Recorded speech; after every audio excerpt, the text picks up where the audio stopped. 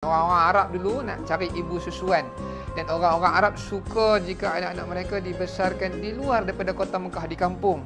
Sebab di kampung, kalau nak dibandingkan dengan bandar, di kampung ni, di kampung Arab Badui duduk, di kampung kelebihan dia udara padang pasir yang segar, bahasa Arab yang tulen, hidup lasak, boleh berkuda, boleh belajar naik kuda, boleh belajar mana, dah banyak lagi kelebihan-kelebihan lain. Maka orang waktu itu suka untuk hantar anak mereka pergi taska di kampung.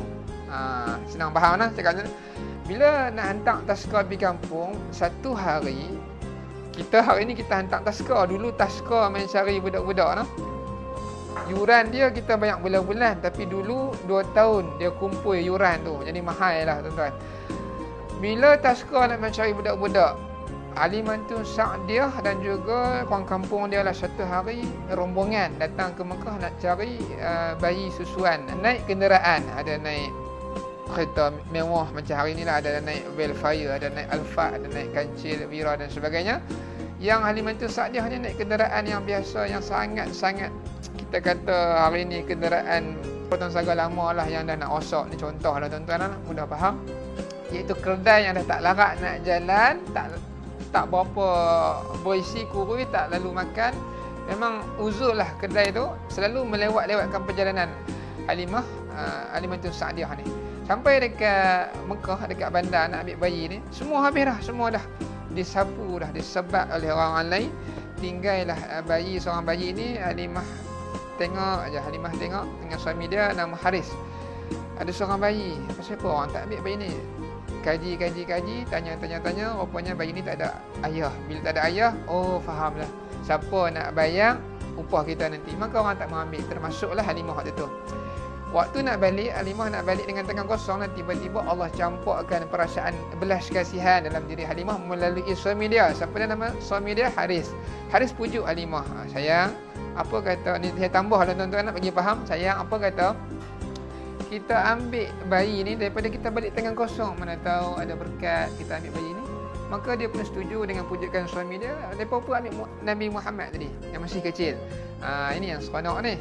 Mula-mula ambil tak sampai rumah lagi, antara irhas, perkara luar biasa yang berlaku kepada Nabi Muhammad sebelum diutuskan jadi rasul, kita panggil irhas. Ialah keldai yang tak larat nak jalan tadi, seolah-olah kata Potong Saga tadi tiba-tiba tak rosak, bahkan lebih laju daripada kata Civic. Ini contohlah. Kedai tadi dia jadi laju, jadi bertenaga, sihat, kuat, meninggalkan kedai-kedai lain sampai orang terkejut. Hei Halimah, kedai yang sama ke hang naik tadi? Macam tu, sampai macam tu lah. Ya, kedai yang sama, kata Halimah. Balik rumah, kambing-kambing dia yang mana tak keluarkan susu, yang tak beranak pinak, semua jadi sihat, mengeluarkan susu yang banyak, beranak pinak. Tanaman-tanaman orang ketika itu waktu kemarau, banyak yang musnah. Tanaman Halimah dan juga suaminya menghijau. Halimah ada seekor unta betina, maka bila banyak sangat kambing, dijual kambing tadi tuan-tuan, dapat duit mungkin dinar ketika itu, dibeli pula unta jantan, disenyawakan pula unta jantan tu dengan unta betina, dapat pula anak-anak unta. Maka banyak binatang ternakan. Itulah menjadikan Halimah seorang yang kaya, yang terkenal di Bani Sa'ad ketika itu. Berkat apa? Berkat Nabi Muhammad SAW. Walaupun yuran taska tak ada orang nak banyak mahal macam budak-budak lain. Nampak tak kelebihan Nabi Muhammad tuan-tuan? Antara yang kita boleh ambil, banyakkan salawat.